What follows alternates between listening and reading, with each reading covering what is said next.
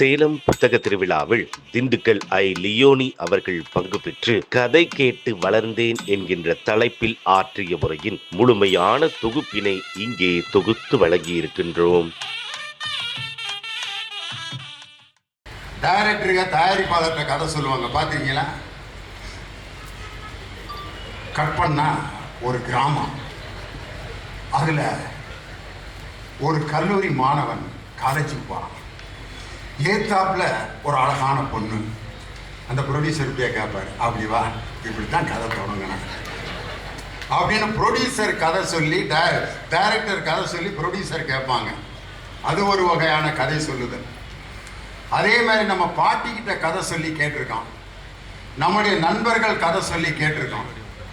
ஆனால் ஒரு எழுத்தாளன் எழுதிய ஒரு பெரிய நாவலை எந்த விதமான இசை, எந்த பின்னணி இசையும் இல்லாமல், எந்த உடல் மொழியும் இல்லாமல் மக்களை 2 மணி நேரம் கேட்க வைக்க ஒருவரால் முடியும் அப்படின்னு சொன்னா என்னுடைய அருமை தோழர் பவா செல்லத்துறை அவர்களால் தான். காரணம், ஒரு கதையை பாட்டா இருந்தா, இங்க பாருங்க, இந்த பிள்ளைங்க மேக்கப் போட்டு ஒரு பொண்ணு உட்காந்துருக்கு. இது என்ன மேக்கப் அது? நக்கீரரா? எது? புனிதர், முனிவர். ஒரு முனிவர் மட்டும் என்னுடைய பேச்சை கேட்க இன்னும் உட்காந்துருக்காரு. அந்த மீச அந்த பிள்ளைக்கு பாடா படுது.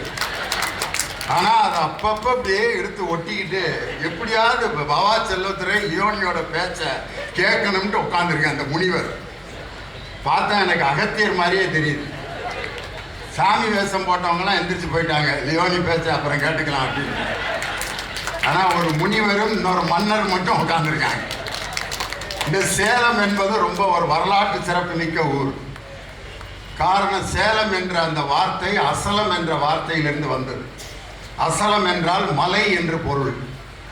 அந்த அசலம் என்ற வார்த்தையிலிருந்து வந்த வார்த்தை தான் சேலம். மலைகள் நிறைந்த ஒரு பகுதி. யாராவது ஒருத்தரை நம்ம முழுமையா நம்பணும்னா என்ன சொல்லுவோம் தெரியுமா? உன்னையே தான் நான் மலை போல நம்பியிருக்கேன், என்னை கைவிட்டுறாரு ஐயா. இந்த தமிழக மக்களை மலை போல் நம்ப வைத்த ஒரு ஊர் இந்த சேலம் மாநகரம் தான். இந்த ஊர்ல எல்லா மாநிலத்துக்காரங்களும் இருப்பாங்க, எல்லா மொழியும் கேட்கலாம். இந்த 5 ரோடு கிட்ட நின்னீங்கன்னா கன்னடம் கேட்கலாம், தெலுங்கு கேட்கலாம், மலையாளம் கேட்கலாம், இங்கிலீஷ் கேட்கலாம். குஜராத்தில் 2 பேர் பேசிட்டு இருப்பான், பஞ்சமிட்டா எடுத்துருக்கு. சகல மொழிகளும் 5 ரோட்டில் சங்கமமாகிற ஊர். அதனால தான் கவிஞர் வாலி ஒரு பாட்டில் ரொம்ப அழகா எழுதியிருப்பார். பொதிகை மலையில் புறப்படும் தென்றல் இளையவளே உன் நடையழகோ சேலத்தில். பொதிகை மலையில் புறப்படும் தென்றல் இளையவளே உன் நடையழகோ புதுவை நகரில் புரட்சி கவியின் குயிலோசை உன் வாய்மொழியோ சேலத்தில் விளையும் மாங்கனி சுவைதான் சேயிழையே உன் பொன்னிதழோ குமரியில் காணும் கதிரவன் உதயம் குலமகளே உன் வடிவழகோ இவையாவும் ஒன்றாய் கூடும் உன்னை தமிழகம் என்றேனே. மதுரையில் பறந்த மீன் கொடியை உன் கண்களில் கண்டேனே. போரில் புதுமைகள் புரிந்த சேரனின் வில்லை புருவத்தில் கண்டேனே அப்படின்னு எழுதியிருக்கார். சேலத்தில் விளையும் மாங்கனி சுவைதான் சேயிலேயே உன் பொன்னிதழோன்னு எழுதினார் கவிஞர் வாலி. அதே மாதிரி சென்னையில் தான் திரைப்படம் தயாரிக்கப்படும் என்ற நிலையை மாற்றி ஒரு தயாரிப்பு நிறுவனமே இந்த சேலத்தில் ஒரு வரலாற்றை படைத்த மாடர்ன் தியேட்டர்ஸ் என்ற அற்புதமான ஒரு திரைப்பட நிறுவனம் இந்த சேலத்தில் தான் உருவாகி அலிபாபாவும் 40 திருடர்களும். அப்பா, எம்ஜிஆரும் பானுமதியும் அந்த கலர் படத்தில் பார்த்து நாங்கள்லாம் முதல் பார்த்த கலர் படம் தான் எம்ஜிஆரும் பானுமதியும். மாசிலா உண்மை காதலே மாறுமோ செல்வம் வந்த போதிலே அந்த பானுமதி வாய்ஸை பார்க்கணும். பேசும் வார்த்தை உண்மைதானா, பேதையை நீங்கள் போடும் பேசமா, மாசிலா உண்மை காதலே மாறுமோ செல்வம் வந்த போதிலே. அதில் PS வீரப்பா வில்லனா நடிச்சிருப்பாரு. அந்த காக்கசம் அபு காக்குக்கும் திறந்திடு தீசே. அப்படியே ஒரு புகை கறக்கும். நாங்களாம் எந்திரிச்சு கை தட்டி அப்படி ஒரு மகிழ்ச்சியாக இருக்கும். அப்படி மாடர்ன் தியேட்டர்ஸை உருவாக்கி தந்த சேலம். சேலத்தை பற்றி பேச சொன்னாலே 1 மணி நேரம் பேசலாம். ஆனால் இன்னைக்கு எனக்கு கொடுக்கப்பட்ட தலைப்பு கதை கேட்டு வளர்ந்தேன். ஒரு கதை சொல்றது சாதாரண விஷயம் இல்லை. அம்மா எங்கே அப்படின்ற ஒரு படத்தில் நம்ம 1ஆம் கிளாஸில் படித்த ஒரு கதையை A.L. ராகவன் பாட்டு பாடி அந்த கதையை சொல்லியிருப்பார். பாப்பா பாப்பா கதை கேளு, காக்கா நரியின் கதை கேளு, தாத்தா பாட்டி சொன்ன கதை, அம்மா அப்பா கேட்ட கதை. ஊருக்கு வெளியே கடை இருக்கு, கடையில வெங்காய வடை இருக்கு, வடைய நரியும் காக்கா பார்த்துருச்சான், எடுத்துட்டு போய் நின்னுக்குச்சான். காக்கா மூக்கில வடை இருக்க, நரி ஒரு தந்திரம் பண்ணிக்குச்சான். காக்கா பாட்டு பாட சொல்லி குள்ள நரியும் கேட்டுக்குச்சான். காய திறந்து காக்காவும் பாட்டு ஒன்று பாடிருச்சான், வடையும் கீழே விழுந்துருச்சான். குள்ள நரி எடுத்துட்டு போனதை அப்படியே பாட்டில் ரொம்ப அழகாக சொல்லுவார். எங்கள் தங்கம் படத்தில் ஒரு கதா கலாச்சாரமாக எம்ஜிஆர் நடத்துவார், பார்த்துருக்கீங்க. ரொம்ப அற்புதமான கதா கலாச்சாரம். ஒரு கதையை ரொம்ப அழகாக சொல்லுவார். எப்படி ஆரம்பிப்பார்னா,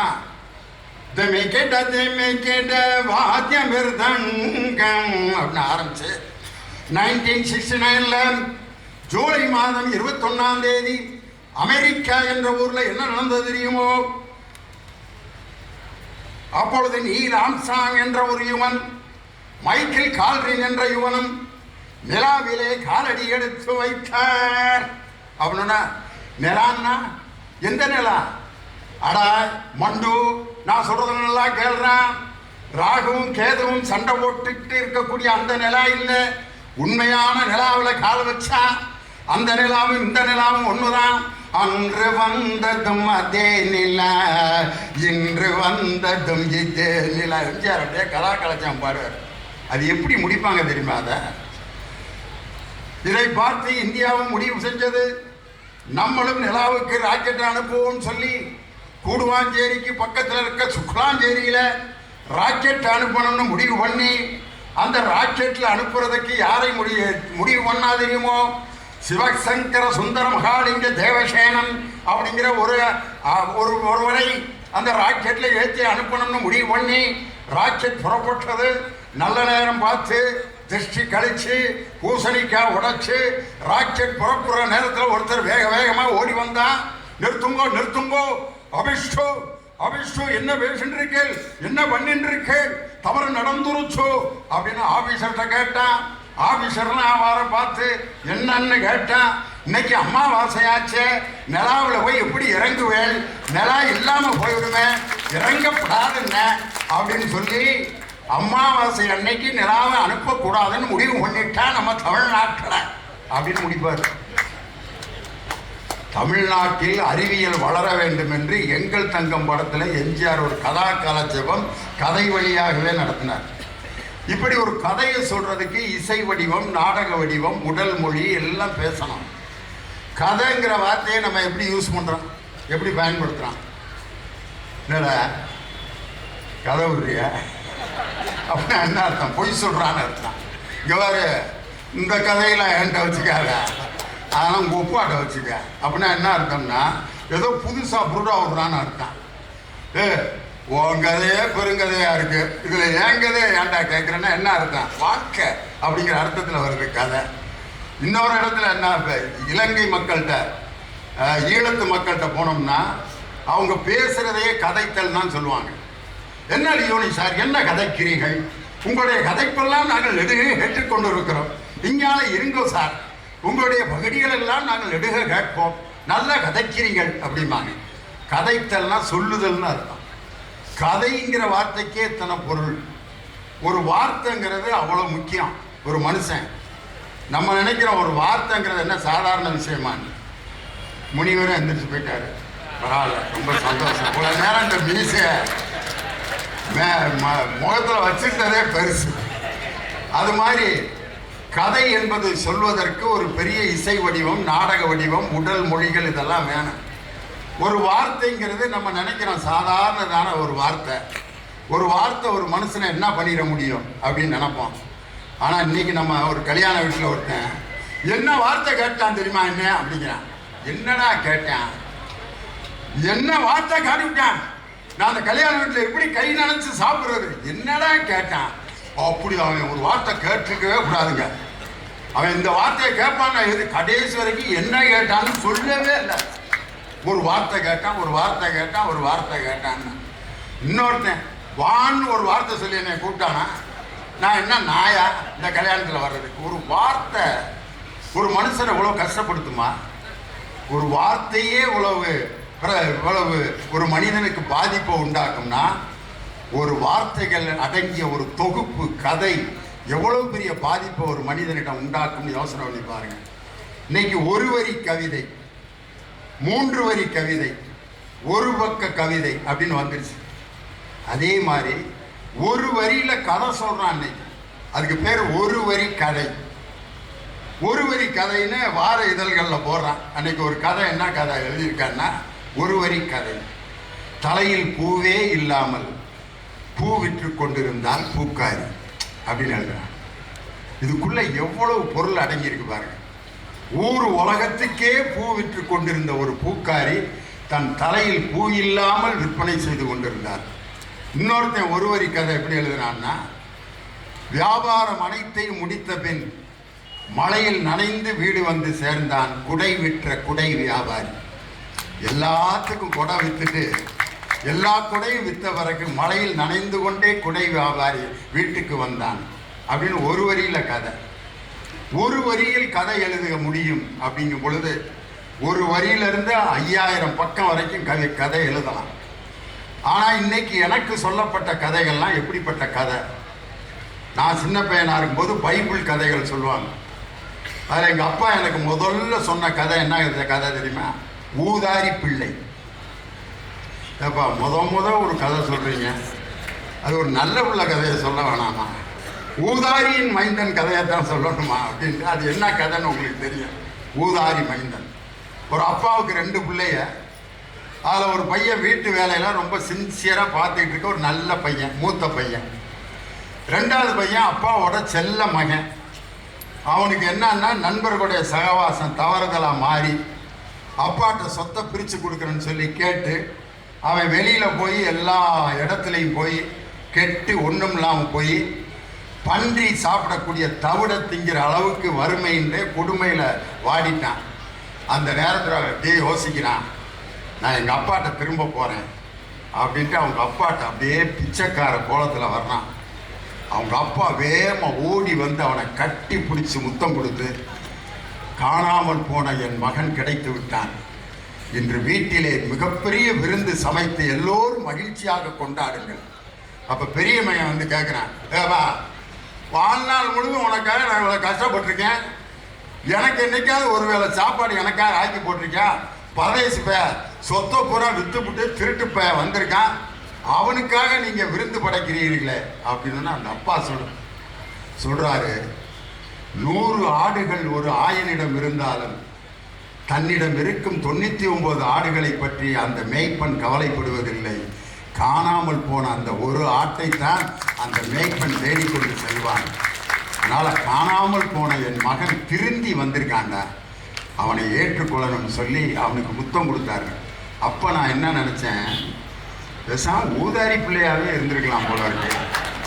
வீட்டில் அப்பாவுக்கு நல்ல பிள்ளையாக இருக்கிறத விட எங்கிட்டாவது சலம்பல் பண்ணிட்டு அப்புறம் வந்தால் முத்தம் கொடுப்பாங்க போல இருக்கு அப்படின்னு ஒரு நாள் கோச்சிட்டு போனேன். ஊதாரி பிள்ளை மாதிரி போய் நான் ஒரு மத்தியானம் வரைக்கும் பஸ்ஸு தாங்க முடியல, சாயங்காலம் வரைக்கும் ஓட்டிட்டேன். எங்கள் அப்பா தேடவே இல்லை என்ன. காரணம் எங்கள் வீட்டில் 10 பிள்ளைய போனால் மீதி 9 பேர் இருக்கேன், வந்தால் வந்துட்டு வருவேன் அப்படின்ட்டு எங்கள் அப்பா அப்புறம் நைட் ஆகவும் தேட ஆரம்பிச்சிட்டாரு. தேடுன்னு தேடிட்டு வர்றாரு. எங்கே உட்காந்துருந்தேன்னு தெரியுமா? நான் மாரியம்மன் கோயிலில் மைக் செட்டு போடுறாங்கல்ல, அங்கே உட்காந்து பாட்டு போட சொல்லி கேட்டுக்கிட்டே உட்காந்துருக்கேன்.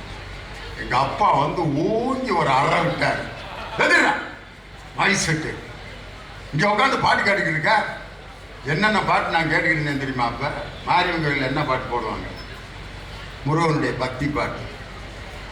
மண்ணானாலும் திருச்செந்தூரில் மண்ணாவேன், ஒரு மரமானாலும் பழமுதிர் சோலையில் மரமாவேன், வெறும் கல்லானாலும் தனிகை மலையில் கல்லாவேன், வெறும் புல்லானாலும் முருகன் அருளால் பூவாவேன், நான் மண்ணானாலும் திருச்செந்தூரில் மண்ணாவேன்.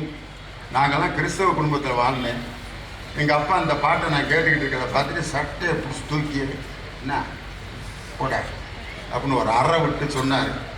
மைக் செட்டு போடுற இடத்துல உட்காந்துருக்க மவனை வாழ்நாள் முழுதும் போடுறான், நீ மைக்கிக்கிட்டே தாண்டா கிடந்து சாவ போறாங்க. பெற்ற தகப்பை விட்ட சாமா 40 வருஷமா மைக்கிக்கிட்டே தான் இருக்கு. ஒரு தந்தை சாபம் விட்டால் கூட அது மகனுக்கு வரமாக மாறும் அப்படிங்கிறத என்னுடைய வாழ்க்கையில நான் கண்டுபிடிச்சேன். அந்த மாதிரி ஊதாரி மைந்தனுடைய கதையை எங்க அப்பா சொன்னார். அது மாதிரி எத்தனையோ கதைகளை நம்ம வாழ்க்கையில கேட்டிருக்கோம். அந்த கதைகளில் நீங்க பார்க்குறீங்க, புத்தர் அவர் சொன்ன ஒரு கதை, அதை வந்து என்னுடைய பள்ளி ஆசிரியர் எனக்கு சொல்லுவார். என்ன கதை சொன்னார்? ஒரு அம்மா வந்து வீட்டில் எனக்கு ரொம்ப கஷ்டமா இருக்குங்க, எல்லாரும் சந்தோஷமா இருக்காங்க, என் வீட்டில் மட்டும் என் பிள்ளை சுகம் இல்லாமல் இறந்து போயிட்டான் அப்படின்னா புத்தர் சொல்றாரு, வாமா கையில் ஒரு கிண்ணத்தை எடுத்துக்க, ஒவ்வொரு வீடா விசாரிச்சு எந்த வீட்லையுமே சாவே நடக்கலை அப்படிங்கிற ஒரு வீடை தேர்ந்தெடுத்து அந்த வீட்டில இருந்து ஒரு எண்ணெய் ஒரு கிண்ணம் வாங்கிட்டு வேண்டுறாரு.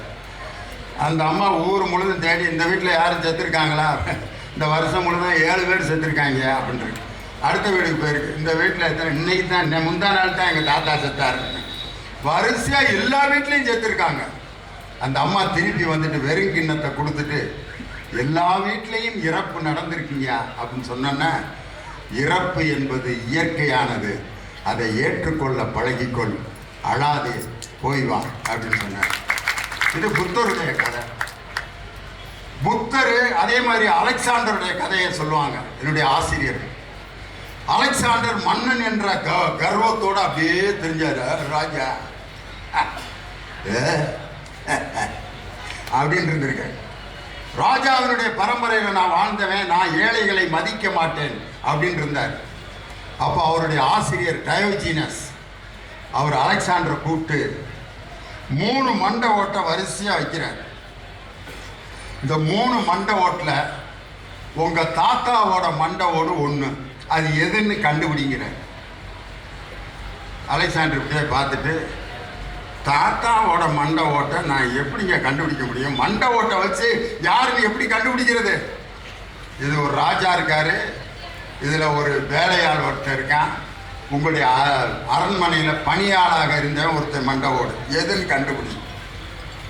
அலெக்சாண்டர் பார்த்துட்டு 3மே ஒன்றா தானே இருக்கு. ஒரு மனிதன் இயற்கையிலேயே ஒன்றாகத்தான் பிறக்கிறான், இடையில் தான் அவன் ஒருவன் மன்னனாகிறான், இன்னொருவன் பணியாளராகிறான். அதனால மன்னன் என்ற கர்வத்தை இத்தோடு விட்டுவிடுன்னு யாரு டயோஜீனஸ் வந்து அலெக்சாண்டருக்கு சொன்ன கதை. அலெக்சாண்டரே என்ன மொழியில பேசியிருப்பார் இந்த கதையை? அலெக்சாண்டர் எந்த நாட்டுக்காரரு? கிரேக்க நாட்டுக்காரர், கிரீஸ் மொழியில பேசியிருப்பார். புத்தர் என்ன மொழியில பேசியிருப்பார்? பாலி மொழியில பேசியிருப்பார். ஆனா நம்ம திருவிளையாடல் படம் பார்க்கிறோம்.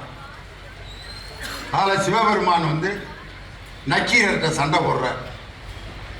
திருவிளையாடல ஏபி நாகராஜனுடைய வசனம், அங்கம் புழுதிபட அறவாளை நெய் பூசி பங்கம் படபரண்டு கால் பரப்பி சிங்கதனை கீரன அறுக்கும் நக்கீரனோ எங்கவையை ஆராய்ந்து சொல்ல தக்காவா. உண்மையிலே சிவபெருமான் கூட அழகா தமிழ் பேசியிருப்பாரா? கேட்க ஆசையா இருக்கும். சிவாஜி கணேசனுடைய நடையும் அந்த நடிப்பும், கூட பேசுற நக்கீரன் நடிக்கிற ஏபி நாகராஜன், சங்கரப்பது எங்கள் குலம், சங்கரனார் கேது குலம், சங்கை அறிந்துண்டு வாழ்வோம், அரணே உன்போல் இறந்துண்டு வாழ்வதில்லை, நக்கீரா நன்றாக என்னை பார், நான் எழுதிய பாடல் குற்றமா? நக்கீர விடவே மாட்டார். நீரே முக்கண் முதல்வனம் ஆகுக, நற்றிக்கண் திறப்பினும் குற்றம் குற்றமே எரிச்சிருவார் நக்கீரன். வந்திருப்பது கடவுள் என்று தெரிந்திருந்தும் தமிழில் குற்றமிழைத்ததை எதிர்த்து சொன்ன ஒரே மொழி நம் தாய்மொழியான தமிழ் மொழி. நக்கீரன் கடவுளையே எதிர்த்து தமிழுக்கு இழுக்கு வந்தால் இறைவனையே நாங்கள் எதிர்த்து நிற்போம்னு நக்கீரன் அன்னைக்கு நமக்கு பாடம் கற்று கொடுத்தார். சிவபெருமான்லாம் என்ன மொழியில பேசியிருப்பாங்க? ஒரு பையன் என்கிட்ட கேட்டேன், சிவபெருமான் பார்வதி சண்டை போடுற மாதிரி திருவிளையாடலில் நடக்குது, அவர் என்ன லாங்குவேஜில் சார் பேசியிருப்பார்? புத்தர் பாலி மொழியில் பேசினார், அலெக்சாண்டர் கிரீஸ் மொழியில் பேசினார். சிவபெருமான் நான் அவனுக்கு என்ன பதில் சொல்கிறதுன்னு தெரில. அவர் மதுரையில் பொண்ணு கட்டினவர்ரா, மதுரையில் தச்சன் மகளை தானே கட்டியிருக்காரு. மதுரையில் பொண்ணு கட்டினவர் தமிழ் தெரியாமல் கட்டியிருப்பாரா? அப்படியே தெரியாமல் கட்டினாலும் தமிழ் பாடியிருப்பார்ல. மனைவி கூட எப்படி சண்டை போடுவார் பார்த்துருக்கீங்களா? அப்பா சாவித்திரி, பார்வதியா, சிவாஜி கணேசன், சிவபெருமான், என் அப்பன் தட்சன் நடத்தும் யாகத்திற்கு நான் செல்ல வேண்டும், போய் வா என்று சொல்லுங்கள். போவோம், மாமனார் மேல போவோம். போயிட்டு அங்க அவமானப்பட்டு பார்வதி திருப்பி வரும். அப்ப சிவாஜி கணேசனை பார்க்கணுமே. சிவபெருமான அப்படியே படம் பிடிச்சு காட்டின ஒரு அற்புதமான நடிகர்கள் சிவாஜி கணேசன். தாட்சாயினி, எந்த முகத்தோடு என்னை பார்க்க வந்தாய்? உன் அப்பன் தச்சன் நடத்தும் யாகத்திற்கு சென்று அவமானப்பட்டு திரும்பி இருக்கிறாய். மன்னித்து விடுங்கள். மன்னிக்க முடியாது. பார்வதி நிமிந்தனம். அது இந்த காலத்துக்குள்ள மாதிரி தானே அன்னைக்கு ஆகிருக்க. சக்தி இல்லையேல் சிவன் இல்லை, சிவன் இல்லையேல் சக்தி இல்லை, சக்தி தான் பெரிது, சிவன் தான் பெரிது. அவருக்கு நெற்றிக்கண் ஒன்று இருக்குல்ல, பார்வதி எரிச்சிருவார். எரிச்சிட்டு பேசாம ஈஸ்வரில் படுத்து ஒரு குமுறத்தை படிச்சுட்டு ஒரு கம்ம போட வேண்டிய மனைவிக்கு முடிஞ்சு போச்சு, கிளம்பிச்சு, நிம்மதியா இருக்க வேண்டிய ஆனையா. ஆனா அவரு அப்படியா இருந்தாரு. தன்னுடைய மனைவி பிரிந்து விட்டால்னு ஒரே ஆட்டம், 3 லோகமும் நடுங்கிற அளவுக்கு ஆட்டம் போட்டு, அதுக்கப்புறம் தேவர்கள், மூவர்கள், கிம்புருடர், குருடர்கள் அவ்வளவு பேர் வந்து, சிவனே கோபம் தணிந்திடுக, உன்னுடைய மனைவி தாட்சாயினியை அழைத்து வந்து விட்டோம். உடனே சக்தி இல்லையேல் சிவன் இல்லை, சிவன் இல்லையேல் சக்தி இல்லை, என் உடலில் சரிபாதியை என் மனைவிக்கு தருகிறேன் அப்படின்ட்டு அர்த்தநாரீஸ்வரர் பாதியா அப்படி கிராபிக்ஸ் காட்டுவாங்க. சக்தி இல்லையேல் சிவன் இல்லை, சிவன் இல்லையேல் சக்தி இல்லைங்கிறத ஒரு வரியில நம்ம ஊர்ல கிராமத்துல சொல்லுவான். சக்தி இருந்தா செய், இல்லாட்டி செவனேன்னு கடடான்னா. இதுல எவ்வளவு மீனிங் இருக்கு தெரியுமா? உன் வீட்டுல சக்தி இருந்தா எல்லா காரியங்களையும் நடத்து, இல்லாட்டி செவனேன்றான்னா ஒண்ணும் இல்லாத வெறும் ஆளா இருக்கன்னா செவனேன்னு இருக்கு. சிவன் மட்டும் இருந்து பிரயோஜனமே இல்லை. அதனாலதான் செவனேன்னு நான் பாட்டுக்கு உட்கார்ந்துருந்தேன் அப்படின்னா ஒரு வேலையும் செய்யாம உட்கார்ந்துருந்தேன்னு அர்த்தம். முருகன் அவங்க வீட்டில் நடந்த பிரச்சனை அதே திருவிளையாடல தான். என்ன மொழியில பேசியிருப்பாங்க? சிவபெருமான், முருகன், விநாயகர் 3 பேர். அதை காட்சியை பார்க்கணும்ல. நாரதர் ஞானப்பழத்தை கொண்டு வருவார். இதோ ஞானப்பழம். அந்த ஆளுக்கு யாரோ கொடுத்துருக்காங்கன்னா அவர் பாட்டு சாப்பிட்டு போயிருந்துருக்கலாம். அதான் ஒன்று யார் சிவபெருமான் வீட்டுக்கு எடுத்துகிட்டு வர சொன்னார். எடுத்துகிட்டு வந்து, ஐயனே இதோ ஞானப்பழம். உடனே அவர் வாங்கி, ரொம்ப நன்றியா, என்னை நினச்சி கொண்டு வந்தீல அப்படின்னு சாப்பிடாம அவரு, இதை நான் சாப்பிடுவதை விட நீ சாப்பிடுவது தான் சால சிறந்தது அப்படின்னு ஒய்ஃபிட்ட கொடுக்குறாரு. அந்த அம்மா வாங்கி, ரொம்ப நன்றி மாமா அப்படின்னு வாங்கி அது சாப்பிட்டுருக்காங்க. அது உடனே இதை நம் பிள்ளைகளுக்கு ஆளுக்கு பாதியாக பிரித்து கொடுத்து விடலாம். உடனே நாரதர் என்ட்ரி, பிரிக்கக்கூடாது. யாராவது ஒருவருக்குத்தான் அதை தர வேண்டும். குழப்பம் வந்துருச்சா? நீங்கள் தான் போட்டி வைப்பதில் வல்லவராயிற்றே. நமது பிள்ளைகளுக்கு ஒரு போட்டி வையுங்கள். யார் அதில் வெற்றி பெறுகிறார்களோ அவர்களுக்கு இந்த ஞானப்பழத்தை கொடுத்து விடலாம். உடனே சிவபெருமான் ஒரு போட்டி ஆரம்பிக்கிறார். யார் இந்த உலகத்தை முதலில் சுற்றி வருகிறீர்களோ அவர்களுக்குத்தான் இந்த ஞானப்பழம். உடனே முருகன் மயில் வாரத்தை எடுத்துட்டு கிளம்பிடுவார். விநாயகர் அவர் வாகனத்தில் என்னைக்கு உலகத்தை சுத்துறது, அவருடைய வாகனம் உங்களுக்கே தெரியும், மூஞ்சூர். அவர்கிட்ட போய் கேட்குறாரு, போலாமா பிரதர்? அது இப்படியே பார்க்குது. ஏங்க கொஞ்சமாவது மனசாட்சி இருக்கேன் உனக்கு? உன் பாடி வெயிட்டோட என் மேலே நீ உட்காந்தீங்கன்னா எனக்கு அதான் கடைசி இப்போ ஜேர்னி ஆகி போயிடும். பேசாமல் உங்கள் வேலையை பாருங்கள். ஞான பழத்தை ஏதாவது வேறு ரூட்டில் நீங்கள் கவர்றதுக்கு முயற்சி பண்ணுங்கன்ற. உடனே பிள்ளையார் எங்கே வர்றாருன்னா நேராக நாரதர்கிட்ட வர்றாரு. உலகம் என்றால் என்ன, அம்மையப்பன் என்றால் என்ன? உடனே அவர் எனக்கு தெரியாதுன்றீங்களாம்ல, அவர் விட்டு போறதுக்கு தான் வந்திருக்கார். உலகம் என்றாலும் அம்மையப்பன் என்றாலும் ஒன்றுதான். அப்படியானால் என் அம்மையப்பனை சுற்றினால் உலகத்தை சுற்றியதாகத்தானே அர்த்தம் அப்படின்ட்டு அவங்க அப்பா அம்மா 3 தடவை சுற்றிட்டு ஞான பழத்தை வாங்கி சாப்பிட்டு இருப்பார். முருகன் உலகத்தை பூரா சுற்றிட்டு என்ட்ரி. எங்கே எனக்கு ஞானப்பழம்? உங்கள் அண்ணன் வாங்கி சாப்பிட்டுட்டு இருக்காரு, வேலையை பார்த்துட்டு போனோன்னா முருகன் டென்ஷன். உண்மையான உலகத்தை சுற்றிய எனக்கு ஞானப்பழம் இல்லையா? நான் உடனே எனக்கென்று ஒரு தனி உலகத்தை அமைத்து கொள்ள போகிறேன் அப்படின்னு கோமணத்தோட போய் எங்க பழனிமலையில் டேரா போட்டார். பழனிமலையில் டேரா போட்ட முருகன் என்ன மொழியிலையா பேசியிருப்பார் சொல்லுங்க? தமிழில் தான் பேசியிருப்பார். முருகனும் சிவனும் பேசிய மொழி 3000 ஆண்டுகளுக்கு முன்னால், 4000 ஆண்டுகளுக்கு முன்னால் கல் தோன்றி மண் தோன்றா காலத்தே முன் தோன்றிய ஒரே மொழி நம் தமிழ் மொழியான தாய்மொழியான தமிழ் மொழி.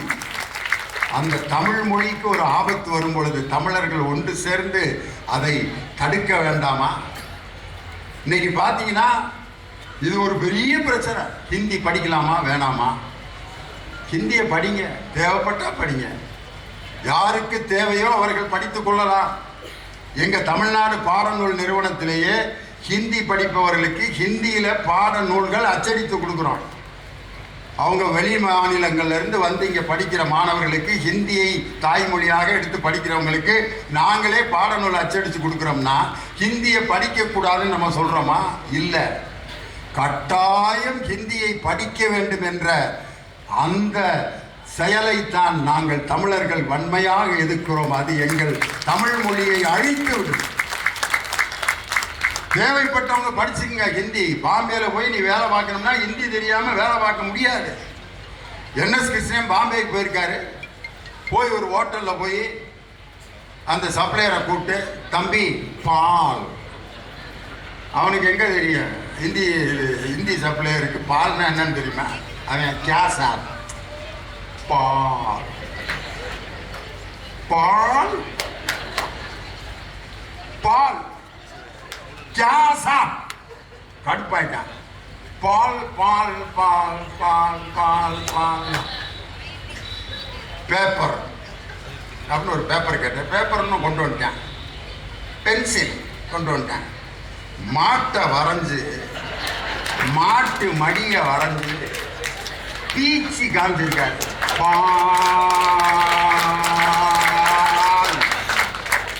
அப்புறம் தான் ஓ தூத் 8:45 கேட்ட பால் 12:45 வந்து சேர்ந்தேன்.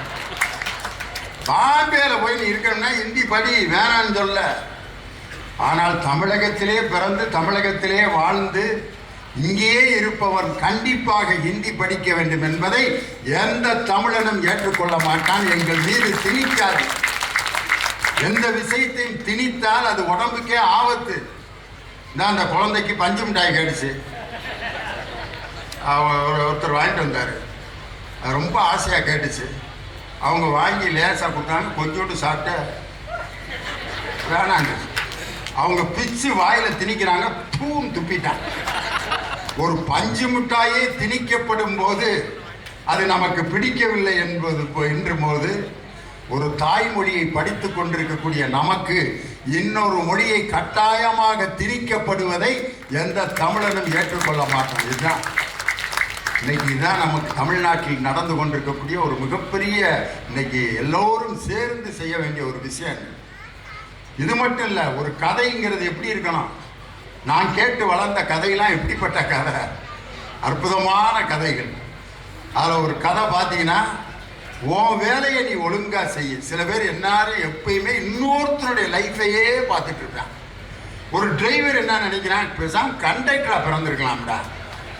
நம்ம தான் கஷ்டப்பட்டு இங்கிட்டு திருப்பி பிரேக்கை போட்டு கிளச்சை போட்டு மூச்சை போட்டு இந்த பஸ்ஸை ஓட்டிக்கிட்டு இருக்கேன். அவன் பாட்டுக்கு டிக்கெட்டை கொடுத்துட்டு நிம்மதியாக உட்காந்துருக்கேன்.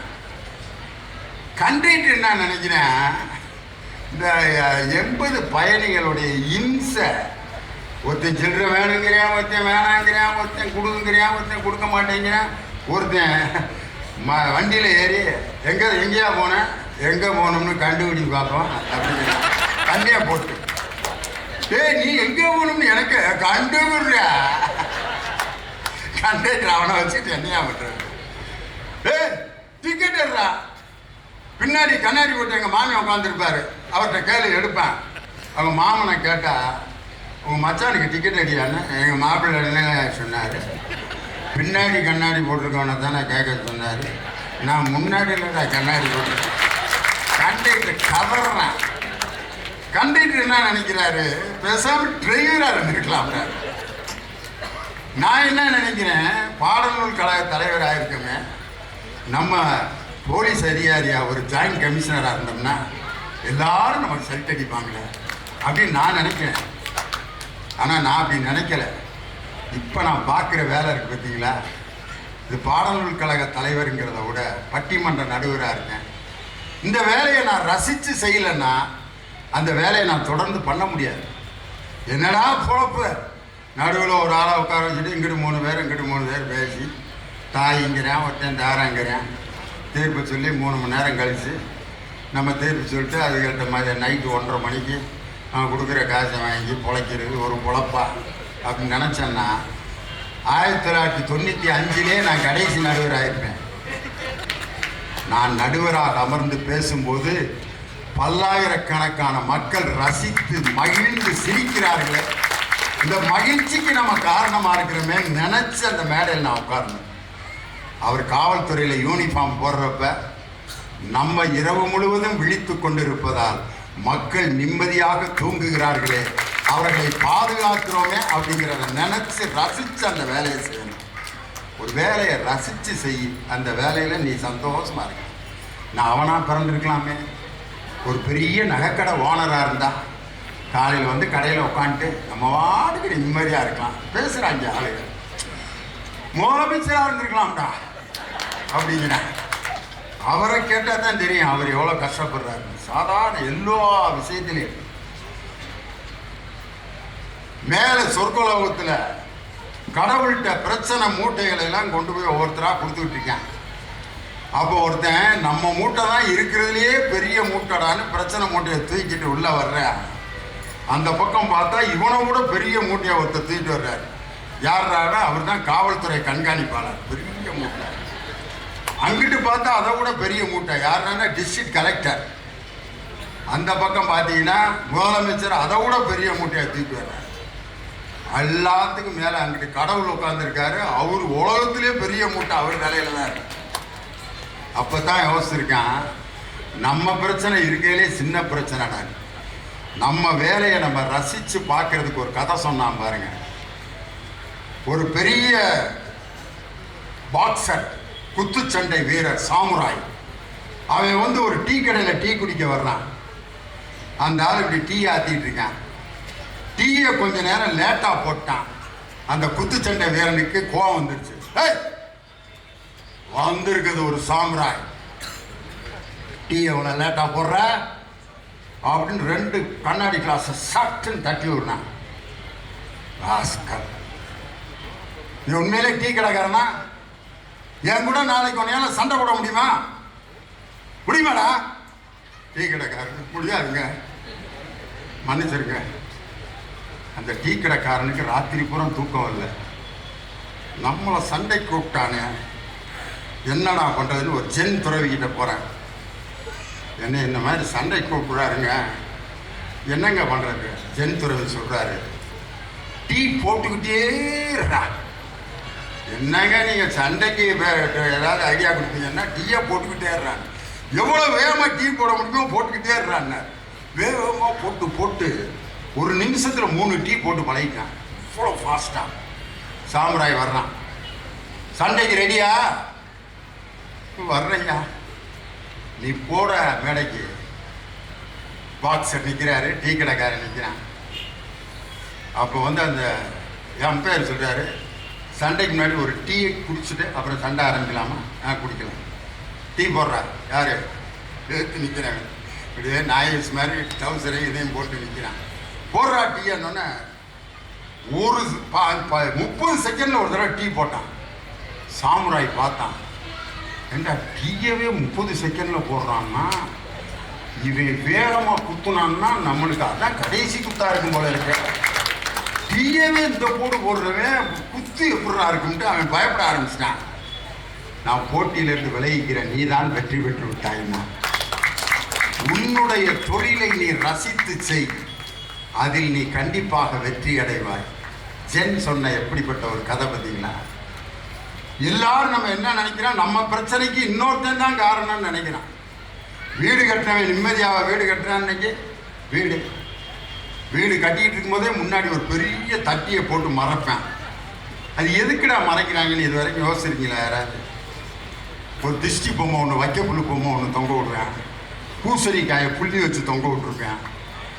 ஏன்டா வீடு கட்டுறதுக்கு இதெல்லாம் தொங்க விடுறீங்க, தட்டியை போட்டு மறைக்கிறீங்கன்னா அவன் சொல்கிறேன், கண் திஷ்டிலாம் கிடையாது சார், எதுக்கு இந்த தட்டியை போட்டு நாங்கள் உயரமாக மறைக்கிறோம்னா ஆளுக்கு வந்து யோசனை சொல்லிகிட்டே இருப்பாங்க சார். வீடு கட்டுறியா, பாத்ரூம் எந்த பக்கம் வைக்கிறேன், இங்கே வைக்கப்படாது. நான் ஒவ்வொருத்தனுக்காகவும் பாத்ரூமை மாற்றி மாற்றி வச்சுக்கிட்டு இருக்க முடியுமா? இந்த ஊருக்கு போய் யோசனை சொல்லுவான்றதுக்காகத்தான் நாங்கள் தட்டியை பெருசாக மறைச்சிட்டு கட்டி முடிக்கிற வரைக்கும் அதை பிரிக்கிறது இல்லை. இப்படி தான் ஒருத்தன் வந்து பாத்ரூமை கட்டி முடிச்சிட்டான். வந்திருக்கான் ஒரு வாஸ்து நிபுணர். பாத்ரூம் எந்த பக்கம் கட்டியிருக்க? வடமேற்கு மூலையிலையா? விடாது, கட்டப்படாது. ஒரு ராசி என்ன? கடகராசி, ஆயிலி நட்சத்திரம். கடகராசி ஆயிலி நட்சத்திரமா? அப்போ பாத்ரூம் வடமேற்கு மூலையில் கட்டப்படாதியா? 7.5 லட்சத்துக்கு டைல்ஸ் வாங்கி கட்டிட்டேன், அதை மாற்ற முடியாது. மாத்திரன்னா குடும்பமே அவுட்டு, அவ்வளோதான். பார்த்துக்க, கண்டம் உங்களுக்கு பாத்ரூமில் தான் இருக்கான். அவன் நிம்மதியாக கிரகப்பிரவேசம் நடத்திருப்பான் நினைக்கிறீங்க? மாற்றி இடித்து கட்டுறான். என் படித்தவன் 7.5 லட்சம் பாத்ரூமை இடித்து கட்டுறான்.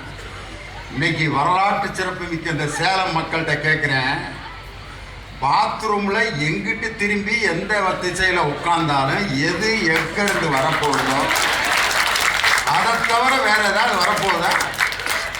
பாத்ரூமில் என்ன அதிசயமாக நடக்க போகுது? அந்த ஒரு வேளை தானே நடக்கும் பாத்ரூமில். அதை எங்கிட்டு திரும்பி உட்காந்துருந்தா என்ன? சேலம் தௌசம்பட்டில் காட்டுக்குள்ளே உட்காந்துருக்கானே, அவன் வாஸ்து பார்த்தா உட்காந்து போகிறாங்க டெய்லி காலையில். ஒரு 30 வருஷத்துக்கு முன்னாடி சேலத்தில் வந்து பாரு, காடுங்க எல்லாம். அவன் செத்தா போனேன். ஏண்டா இதுக்கு போய் நீ பாத்ரூமை இடித்து கட்டிக்கிட்டு இருக்கே, மனுஷனாடா நீ? உன்னுடைய வேலையை நீ சரியாக செய், எதற்கும் பார்த்து பயப்படாதே அப்படின்னு சொல்லி, உன்னுடைய துன்பத்திற்கும் இன்பத்திற்கும் நீதான் காரணம். ஜென் கதை. ஒருத்தன் வந்தான், வாழ்க்கையில் எனக்கு மட்டும்தான் கஷ்டம் வருது, மற்றவங்களாம் சந்தோஷமாக இருக்கான். உடனே அந்த ஜென் துறவி ஒரு பட்டுப்பூச்சியை பிடிக்கிறார், அப்படி காமிக்கிறார், இது உயிரோடு இருக்கா செத்துருச்சா அப்படின்னு கேட்குறாரு. உடனே அவன் சொல்கிறான், இது உயிரோடு இருக்கு அப்படின்னு சொன்னோன்னா கையிலேயே அப்படி நசுக்கி கொன்றுவார். இல்லை உயிரோடு இருக்கு அப்படின்னா நசுக்கி கொன்றுவார். செத்துருச்சுன்னா கையை திறந்தாருன்னா பறந்துடும். அவன் யோசிச்சுட்டான். பதில் என்ன சொன்னான் தெரியுமா? இந்த பட்டாம்பூச்சி உயிரோடு இருக்கிறதும் செத்து போகிறதும் உன் கையில் தான் இருக்குங்க. உடனே ஜென் துறவி சொன்னார், வாழ்க்கையில் நீ கஷ்டப்படுறதும் மகிழ்ச்சியாக இருக்கிறதும் உன் கையில் தான் இருக்கே ஒழிய இன்னொருத்தன் கையில் இல்லை. இதை 3000 வருஷத்துக்கு பல 1000 வருஷத்துக்கு முன்னாடியே தமிழன் சொன்னான். யாதும் ஊரே யாவரும் கேளீர் தீதும் நன்றும் பிறர் தர வாரான். இன்னைக்கு ஒரு வீட்டில் நீங்கள் பிரச்சனையை உண்டு பண்ணணும்னா வேற ஒன்றும் செய்ய வேணாம். ஒரு எலுமிச்சம்பழத்தை 2ஆ வெட்டி குங்குமத்தை தடவி ஒரு கம்பளி கயிற்றுல கட்டி அந்த வீட்டுக்குள்ளே உருட்டி விட்டுருங்க காலையில். அவ்வளோதான். என்ன நடந்தாலும் எலுமிச்சம்பழம் தான் காரணம். மனைவிக்கு திடீர்னு வயிற்று வலி, எலுமிச்சம்பழம் உருட்டிட்டாங்கல்ல, இப்போ வயிறு மட்டுமாடி வலிக்கும் உனக்கு. மகன் கணக்கில் பெயிலா போகிறேன், அதுக்கு எலுமிச்சம்பழம் காரணம். ஏன்னா எலுமிச்சம்பழத்துக்கு கணக்குக்கு ஏதாவது சம்பந்தம் இருக்காடா? முட்டா பேருங்களா? இதை சொன்னவர் வேற யார் இல்லை, இந்த மாவட்டத்துக்கு பக்கத்தில் பிறந்த ஈரோட்டில் பிறந்த தந்தை பெரியார் என்ற தாத்தா. எதையெல்லாம் நீ நம்பணும்னு நினைக்கிறியோ அதை எல்லாத்தையும் நம்பாத. கேள்விகள், யோசி, பகுத்தறிவை பயன்படுத்து. இது உண்மைதானா என்று கண்டறி, ஆய்வு செய் அப்படின்னார். மனிதனை முதலில் மதி அப்படின்னார். மற்றதெல்லாம் அப்புறம்தான். ஆனால் இன்னைக்கு ஒரு சின்ன விஷயம் கூட நம்ம மனசை பாதிச்சிருது. பெரியார் வர்றாரு, ஒருத்தன் கால் மேலே கால் போட்டு உட்காந்துருக்கேன். உடனே ஒருத்தன் சொல்கிறான், ஐயா நீங்கள் வர்றீங்க, எம்புட்டு துமுர் இருந்தா அவன் கால் மேலே கால் போட்டு உட்காந்துருக்கான், அவனை என்னன்னு கேளுங்க ஐயா. பெரியார் சொல்கிறாரு, வாட அவன் கால் வலது கால அவன் காலு தான், இடது கால அவன் காலு தான். அவன் காலு மேலே போட்டு உட்காந்துருக்கிறதுக்கு எனக்கு மரியாதைக்கு ஏதாவது சம்பந்தம் இருக்காடா? ஏன்னா இதுக்காக ஒரு மனுஷன் டென்ஷன் ஆகலாமாடா?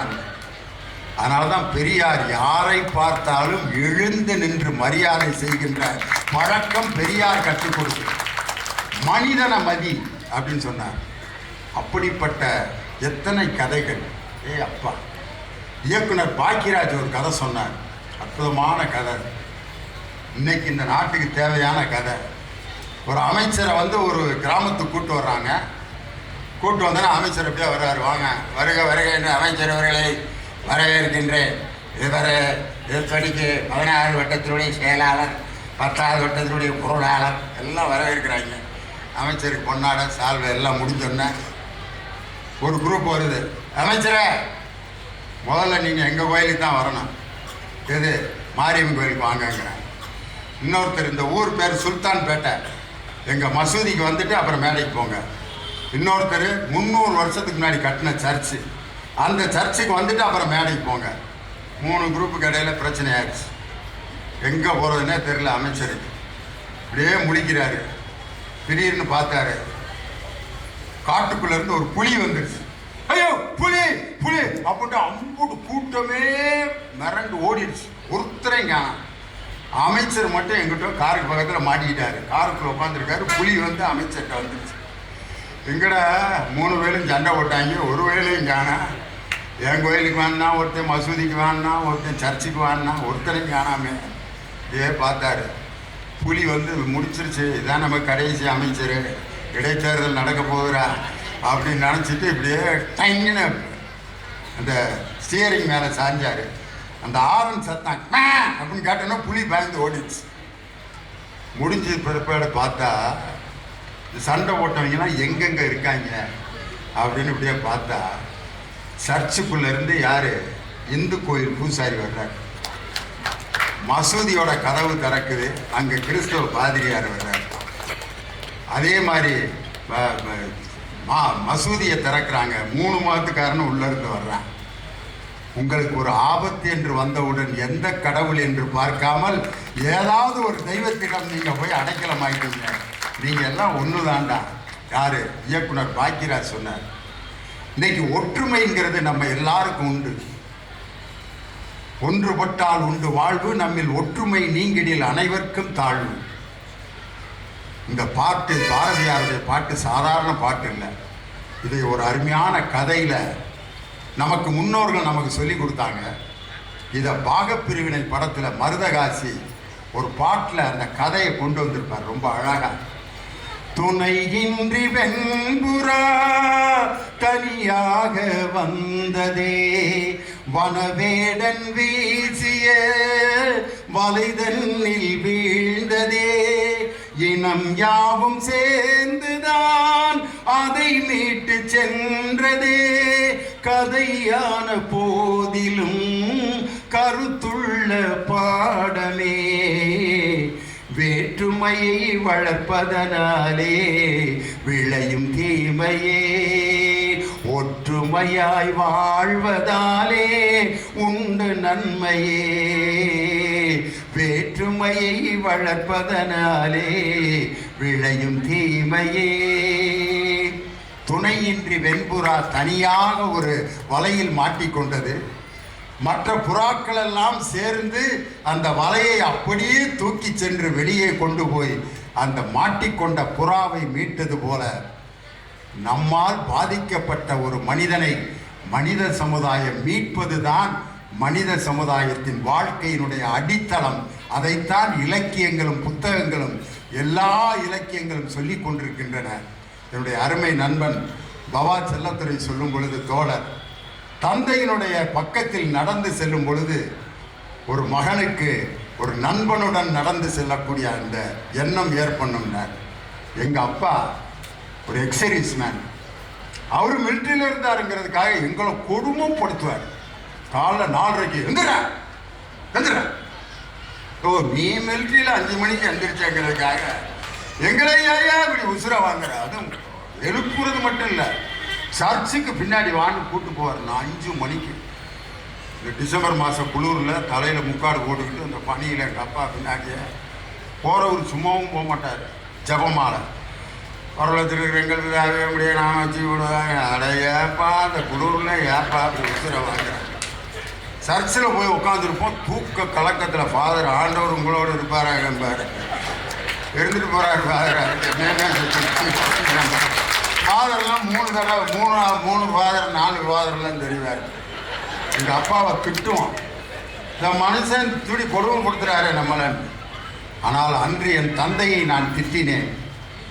இன்னைக்கு என் தந்தை கூட நான் காலையில் நடந்து செல்லும் பொழுது நான் சுவாசித்த அந்த ஓசோன் காற்று தான் லியோனிக் இன்று பேச்சாகவும் பாட்டாகவும் நடிப்பாகவும் ஒவ்வொரு மேடையிலையும் வந்து கொண்டிருக்கிறதுனா, என் தந்தை என்னை அழைத்து அந்த சர்ச்சுக்கு கூப்பிட்டு போய் சர்ச்சில் முடிஞ்சோடனே எங்கள் சர்ச்சில் பாட்டு போடுவாங்க. அற்புதமான பாட்டெலாம் சர்ச்சில் என்ன பாட்டு போடுவாங்க, டே அப்பா எந்த காலத்திலும் எந்த நேரத்திலும் நன்றியால் உம்மை நான் துதிப்பேன், இயேசுவே உம்மை நான் துதிப்பேன் துதிப்பேன், எந்த வேளையிலும் துதிப்பேன். எங்கள் திண்டுக்கல்ல இருக்க சர்ச்சை பார்த்தீங்கன்னா, சர்ச்சுக்கு ஏற்றாப்புலே வெள்ளை விநாயகர் கோயில்னு ஒரு கோயில் இருக்கு. மார்கழி மாதம் இங்கே பாட்டு போடும்போதே அங்கேயும் ஆரம்பிச்சிடும் பாட்டு. குன்றத்திலே குமரனுக்கு கொண்டாட்டம், அங்கேயே அந்த பாட்டு ஓடும். இங்கே சர்ச்சில் அடுத்த பாட்டு தொடங்குவாங்க, சந்தோஷம் பொங்குதே சந்தோஷம் பொங்குதே சந்தோஷம் என்னில் பொங்குதே, அல்லேலூயா இயேசு என்னை ரட்சித்தார்.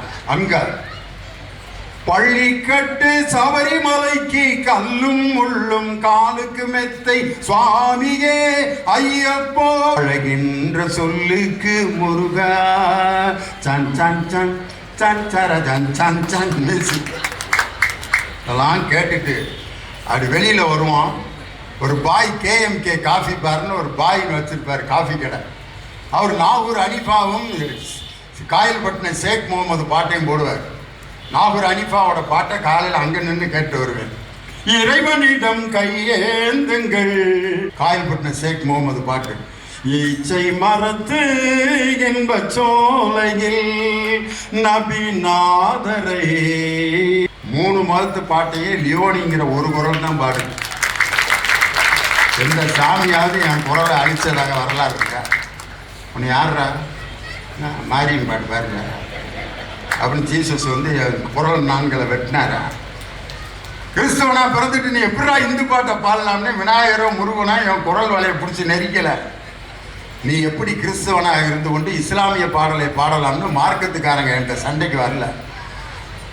எந்த மதத்து பாடலையும் லியோனியால் பாட முடியும் என்றால், நாம் பிறந்தது எல்லோருமே ஒரு தாயினுடைய வயிற்றில் பிறந்தவர்கள், இடையில் ஏற்படுத்தி கொண்ட மார்க்கங்கள் தான் இந்த மதங்கள் என்பதை நினைத்து நாம் மதத்தால் பிரிந்து இங்கே அமர்ந்திருப்பவர்கள், பக்கத்தில் இருப்பவர்கள் என்ன மதம் என்ன ஜாதி என்று கேட்டு அமர்ந்திருக்கிறீர்கள்.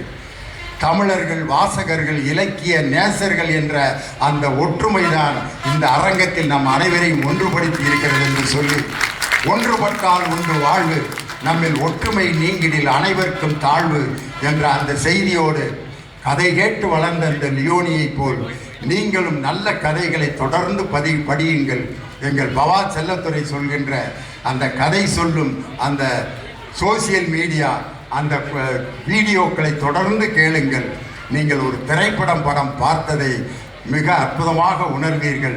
நல்ல சிந்தனையோடு நீங்கள் இந்த அரங்கத்தை விட்டு செல்லுங்கள் என்று சொல்லி, பாரதி சொன்ன ஒன்றுபட்டால் ஒன்று வாழ்வு, நம்மில் ஒற்றுமை நீங்கில் அனைவருக்கும் தாழ்வு என்ற அந்த வாக்கியத்தை மீண்டும் சொல்லி, இந்த அருமையான அரங்கத்தில் எங்களை பேச வைப்பதற்கு உறுதுணையாக இருந்த வருவாய்த்துறை அதிகாரிகள், மரியாதைக்குரிய டெப்டி கலெக்டர் துரைமுருகன் மற்றும் செய்தி மக்கள் தொடர்புத்துறை அதிகாரி எல்லோருக்கும் என்னுடைய மனமார்ந்த நன்றியை சொல்லி விடைபெறுகிறேன். நன்றி, வணக்கம். இந்த பதிவை குறித்து உங்களுடைய கருத்துக்கள் வரவேற்கப்படுகின்றன. மறவாது ஐதர்மபுரி சேனலை சப்ஸ்கிரைப் செய்து பாருங்கள். இந்த நாள் இனிய நாளாக அமைய வாழ்த்துகின்றோம்.